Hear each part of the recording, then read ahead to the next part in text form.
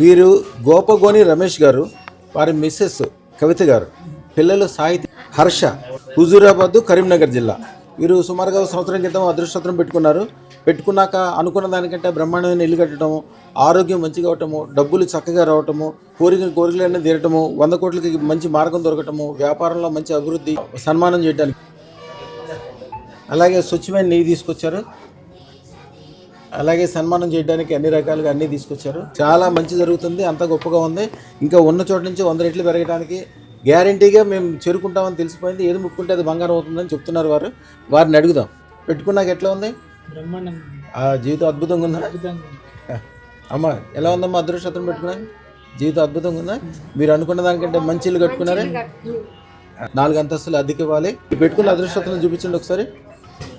సంవత్సరం ఇల్లు కట్టుకున్నాం, అనుకున్న దానికన్నా మంచిగా కట్టుకున్నాం. ఇప్పుడు ఆరోగ్యం కానీ డబ్బులు కానీ డబ్బులకైతే లోటు లేదండి, అనుకున్నామంటే వచ్చేస్తుంది. చాలా బాగా అనిపిస్తుందా అమ్మ? మీరు చెప్పండి తల్లి, ఎలా ఉంది మీకు ఇప్పుడు? బాగా అనిపిస్తుంది. ఇల్లు కోరిక తీరింది మాకు. మంచిగా వ్యాపారం కూడా చాలా బాగుంటుందమ్మా, మంచి వ్యాపారం ఉంటుంది.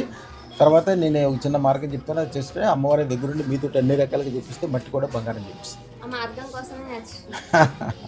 నాన్న సాహితీ ఏం చేస్తున్నావు? పెద్దయ్యాక ఏం చేస్తావు? అంతేనా?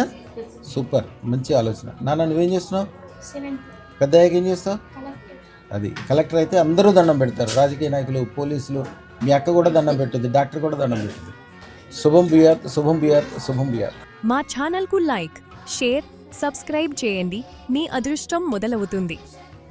అదృష్ట జ్యువెల్స్ను సందర్శించండి. AS రావు నగర్, కాప్రా, హైదరాబాద్.